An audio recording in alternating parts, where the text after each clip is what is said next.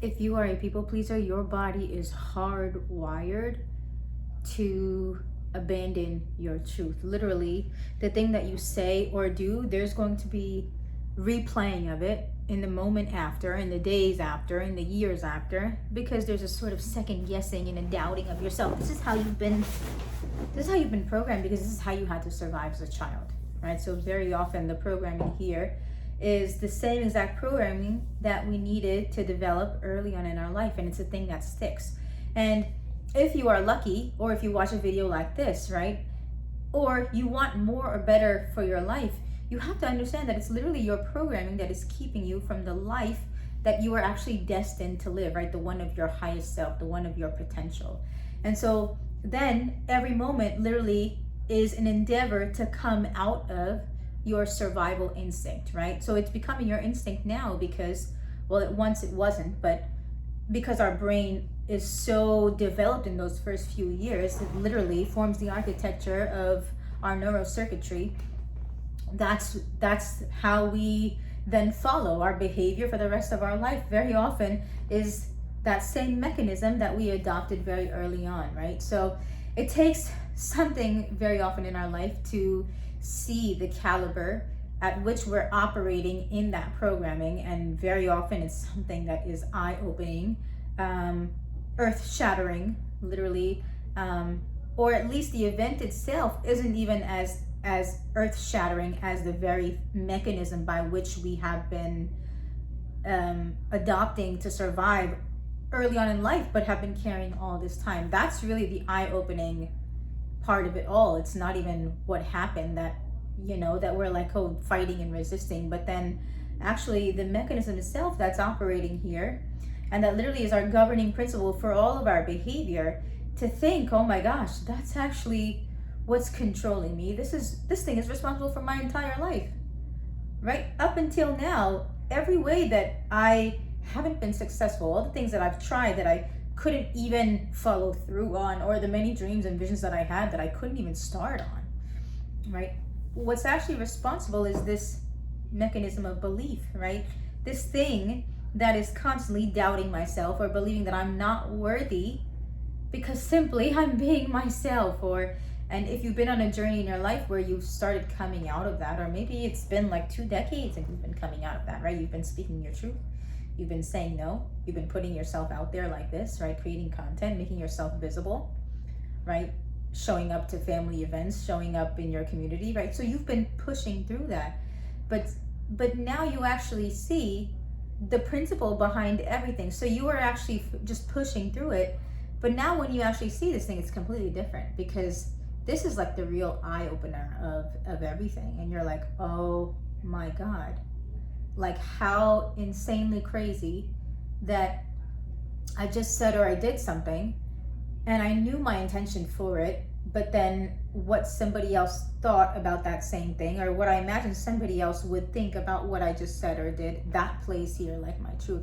And that is the very conditioning. If you think about it, right, in your early relationship with your mother, right, you literally had to delude yourself. Your brain had to become deluded because she was deviated from her truth, right? And because of that, her behavior was very imbalanced.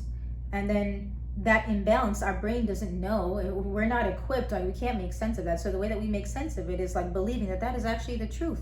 That's actually reality, right? So the thing that I said or did, and then I was accused of, or I was punished and I couldn't make sense of it, right? My brain then starts to believe the lie of everything.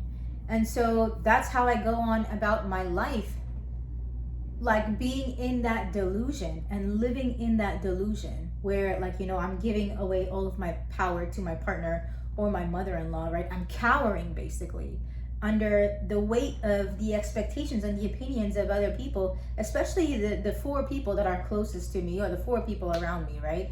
And literally every decision is based on the approval of those 4 people, or what I imagine those 4 people would think. And it's the most colossal waste of your life. It truly is. But it's so powerful when you realize, oh my gosh, this is all just imaginary.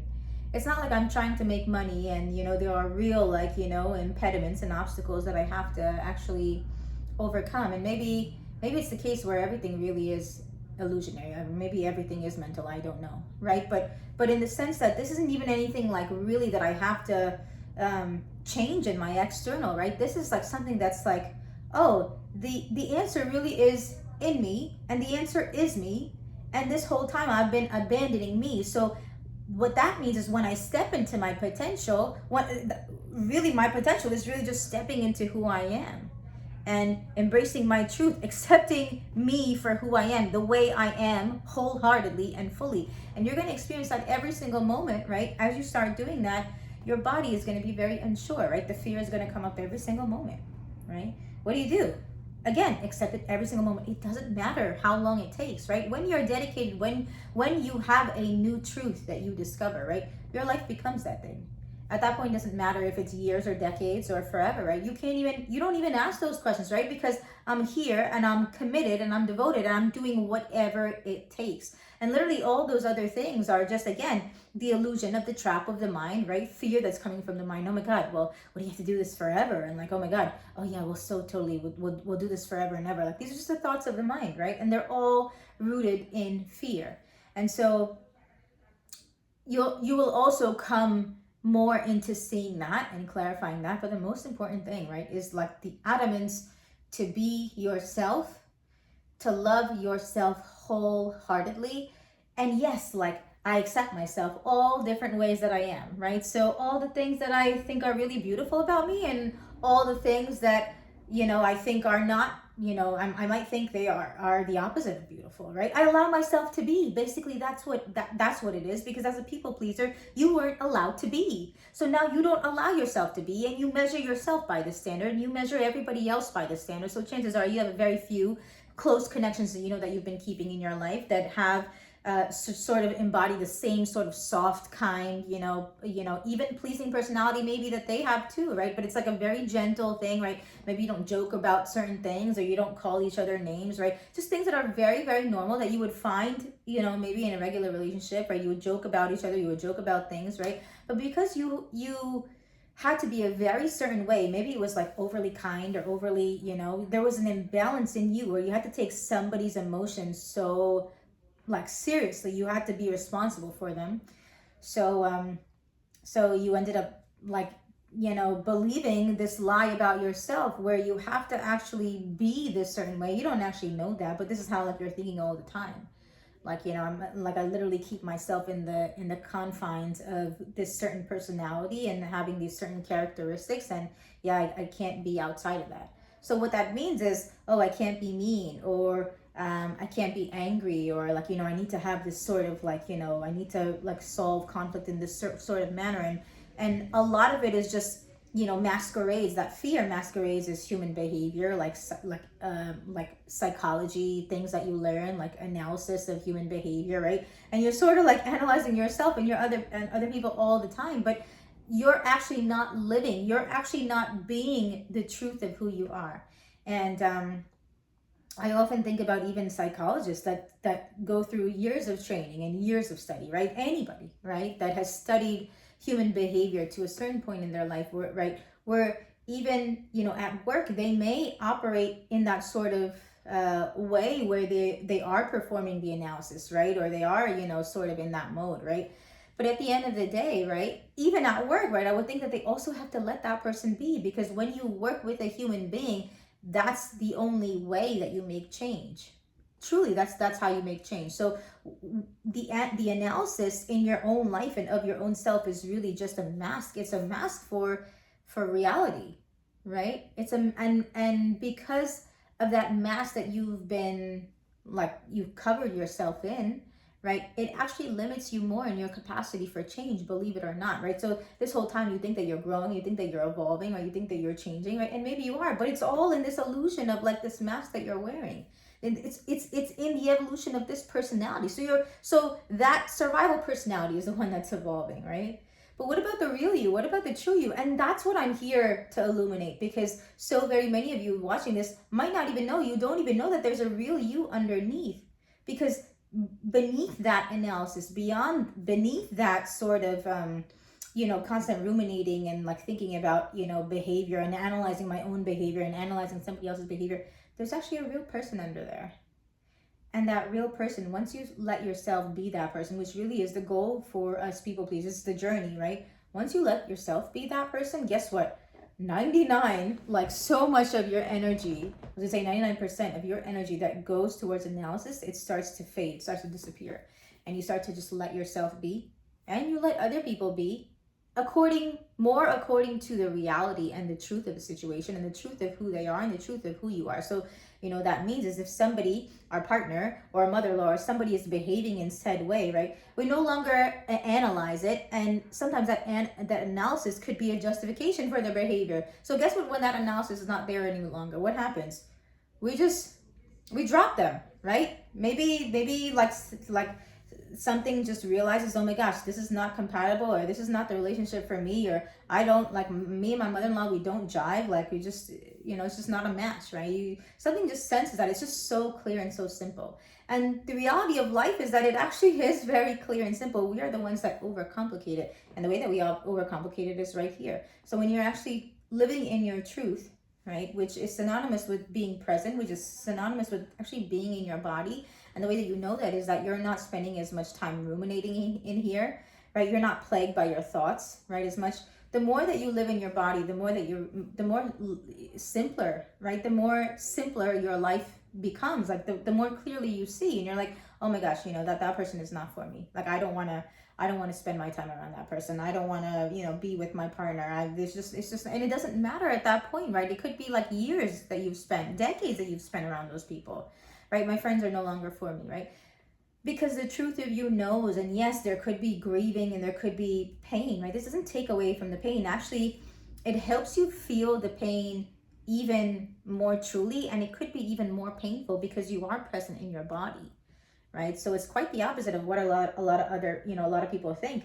What actually happens is you actually wear the mask to prevent the pain in the first place, right? That's why you have become this completely other personality. Well, because it was very painful in the beginning, and when there's fear in the body, of course, like the mind's one job is to help you survive, so it adopted an entire different personality, and you've been carrying that personality in your life, but really that personality is still carrying all that pain, and you don't even know it. So that's why when you actually do the work of seeing that personality and releasing it, right, slowly, right, the way that you release it is actually by working through a lot of this pain, like a majority of this pain. And let me tell you, when you work through that pain, this is when you realize why most people actually die as that survival programming. They die as that personality that they were conditioned to be at 5.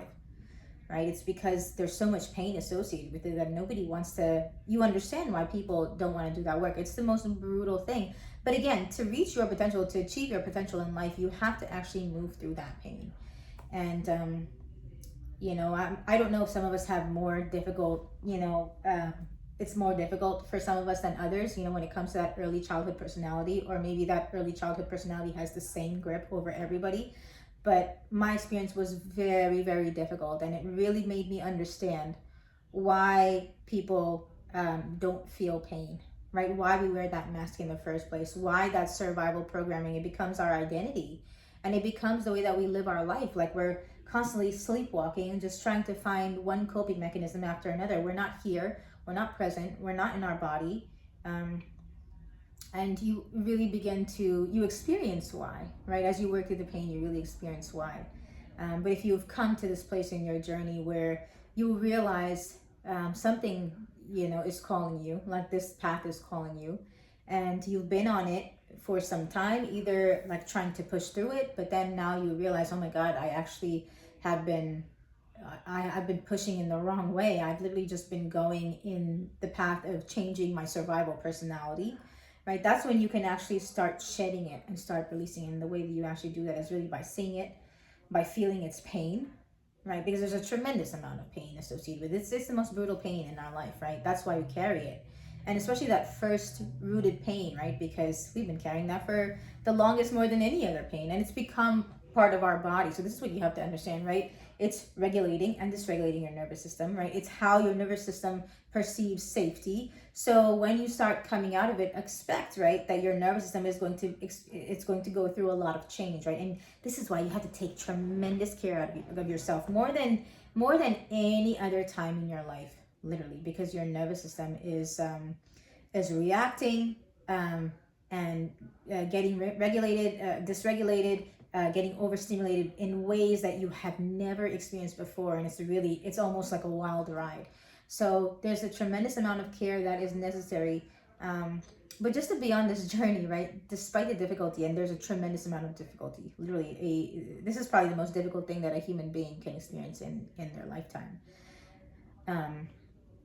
And so that's why it's so important to actually share information like this, because usually when it happens, it's something that happens in isolation. Like, we actually don't know that it's happening, and it's hard to find information about it. And most therapists and counselors and coaches that you find even maybe deal with, again, the evolution of the personality, but maybe there are way fewer, like maybe just a handful of people, compared, right, in comparison to who actually deal with what happens when the identity drops away completely. That's a whole different world, and a whole different realm, and experience for a human being. It's unlike anything else, and it's highly disorienting, extremely confusing. So if you do find somebody, right, and if you do find, the best thing really is to find a community, is to support yourself. Somebody that really helped me during my journey was Muji. It was just an online community. I actually never visited the community like in person, but I do wish, like, even today, I wish I had like a physical community. I wish I had people, but this is really just how it's been for me. It's really just been seeking online support, and then for me, like, creating content where this, maybe I am, forming my own online community. And I've met like maybe like one person outside of this in real life that has that is experiencing this. But if you are on this journey, right, of awakening from your people pleaser, it's a very specific way, that a very specific way that we've been conditioned and we've been programmed to survive. So if you are seeking help, let's build a community in the comments below. Like, comment, subscribe, share it with somebody else who resonates with this, because when this happened to me, it was something that I very, very much went through alone, and I didn't even know. I still am alone in it, in many, many ways. So let's start building a community, and I hope this was helpful to you. I love you. God bless you.